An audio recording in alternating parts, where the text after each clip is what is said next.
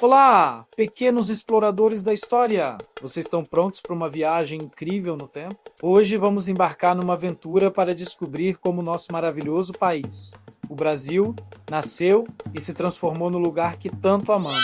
Peguem suas lupas de detetive e vamos lá. Nossa história começa há muito, muito tempo, antes mesmo de o Brasil se chamar Brasil. As terras que hoje conhecemos eram habitadas por muitos povos diferentes, que chamamos de povos indígenas. Eles viviam em harmonia com a natureza, caçavam, pescavam, plantavam mandioca e cuidavam das florestas e dos rios. Cada tribo tinha sua própria língua, seus próprios costumes e suas próprias histórias, passadas de geração em geração. Eles foram os primeiros habitantes do Brasil e são uma parte super importante da nossa identidade. Então, um dia, algo muito diferente aconteceu lá do outro lado do Oceano Atlântico, em um país chamado Portugal. As pessoas estavam se aventurando pelos mares em grandes navios de madeira.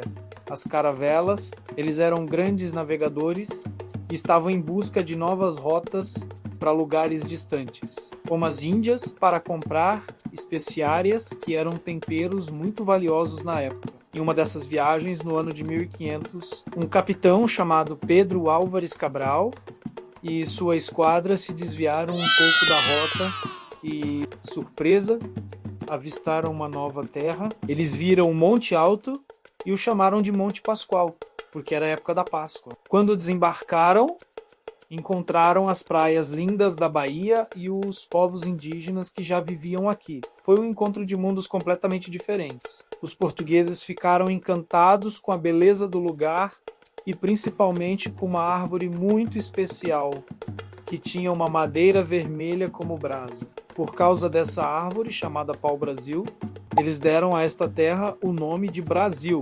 Isso mesmo, o nome do nosso país veio dessa árvore super importante. Eles começaram a cortar o pau-brasil e a levar para a Europa para fazer tintas vermelhas para tecidos chiques. Passaram-se alguns anos e os portugueses decidiram que queriam morar aqui de vez. Eles começaram a construir as primeiras vilas e cidades como São Vicente e Salvador. Para ajudar a desenvolver a terra, eles trouxeram de Portugal a cana-de-açúcar. O clima do Brasil era perfeito para essa planta. Eles criaram enormes fazendas chamadas engenhos para plantar a cana e transformá-la em açúcar, um produto que valia muito dinheiro na Europa. Mas para trabalhar nos canaviais eles precisavam de muita gente. E aqui a nossa história tem um capítulo muito triste. Eles tentaram forçar os indígenas a trabalhar, mas muitos resistiram e fugiram para o interior da floresta. Então os portugueses começaram a trazer pessoas da África à força, em navios para trabalharem como escravos nos engenhos e em outros lugares. Essas pessoas foram tiradas de suas casas,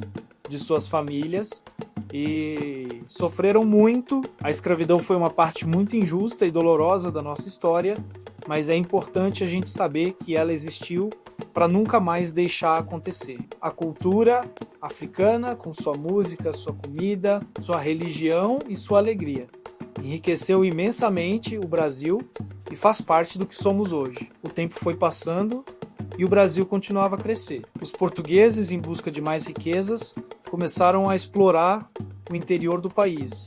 E sabem o que eles encontraram? Ouro e diamantes, principalmente numa região que hoje chamamos de Minas Gerais. A descoberta do ouro atraiu gente de todo lugar. Cidades como Ouro Preto e Diamantina cresceram e ficaram cheias de igrejas lindas, com muitos detalhes em ouro. Foi um período de muita riqueza, mas que também usou muito trabalho escravo. Enquanto tudo isso acontecia, a família real de Portugal, que era quem mandava em tudo, vivia bem longe, lá em Portugal. Mas um dia, um imperador muito poderoso da França, chamado Napoleão Bonaparte, resolveu invadir Portugal. Com medo, o príncipe regente de Portugal, Dom João, e toda a sua corte, que era um monte de gente importante, fizeram as malas e fugiram para o Brasil. Imaginem a cena. Em 1808, dezenas de navios cheios de nobres chegaram ao Rio de Janeiro. A cidade, que era pequena, teve que se transformar para receber tanta gente. Dom João gostou tanto do Brasil que fez muitas coisas importantes aqui. Criou jardins, bancos, bibliotecas e escolas. O Brasil deixou de ser apenas uma colônia e passou a ser a sede do Reino de Portugal. Alguns anos depois, a situação em Portugal se acalmou e Dom João precisou voltar. Ele deixou seu filho Pedro, aqui no Brasil, como príncipe regente. Mas os brasileiros, que já se sentiam donos da própria terra, não queriam mais obedecer às ordens de Portugal. Eles queriam ser um país livre e então chegou o grande dia. Em 7 de setembro de 1822, às margens do rio Ipiranga, em São Paulo, Dom Pedro recebeu uma carta de Portugal exigindo que ele voltasse. Dizem que ele não gostou nada disso, levantou sua espada e gritou: "Independência ou morte?" E foi assim que o Brasil se tornou um país independente de Portugal. Dom Pedro se tornou Dom Pedro I, o nosso primeiro imperador. O Brasil não era mais uma colônia, e sim um império. O Império do Brasil durou bastante tempo. Depois de Dom Pedro I veio seu filho, Dom Pedro II.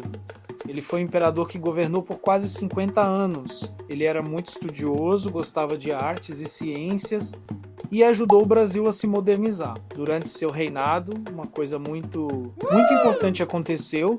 Em 1888, a sua filha, a princesa Isabel, assinou a Lei Áurea, que finalmente acabou com a escravidão no Brasil. Foi um dia de muita festa e liberdade para milhões de pessoas, mas mesmo com o fim da escravidão, muitas pessoas no Brasil não estavam mais contentes com o Império. Elas achavam que o país deveria ser uma república, onde o povo pudesse escolher seus governantes.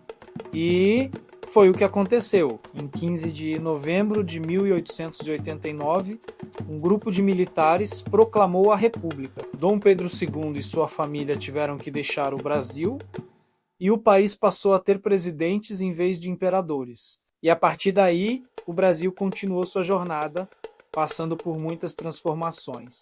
Tivemos a chegada de mais imigrantes de lugares como Itália, Alemanha e Japão, que vieram ajudar a construir nosso país e trouxeram ainda mais diversidade para nossa cultura. Passamos por diferentes governos, tivemos momentos difíceis e momentos de muita alegria. Construímos cidades enormes, como São Paulo e Rio de Janeiro, desenvolvemos a indústria, o futebol se tornou nossa paixão nacional e nossa música e nossa arte conquistaram o mundo. E hoje, aqui estamos nós, fazendo parte desta história. Cada um de nós, com nossas famílias, nossos amigos e nossos sonhos. Continuamos a escrever as próximas páginas da história do Brasil. Uma história feita de muitas misturas, dos indígenas, dos europeus, dos africanos, dos asiáticos, todos juntos, formando esse povo único e incrível que é o povo brasileiro. Ufa, que viagem longa, não é? A história do nosso país é cheia de aventuras, de heróis, de desafios e de muita superação. E o mais legal é que ela não acabou, ela continua a ser escrita todos os dias. E vocês, crianças, são o futuro do Brasil. Espero que tenham gostado da nossa aventura pelo tempo. Se vocês curtiram aprender mais sobre o Brasil, não se esqueçam de deixar um joinha, se inscrever no nosso canal e ativar o sininho para não perder as próximas viagens pela história. E até a próxima!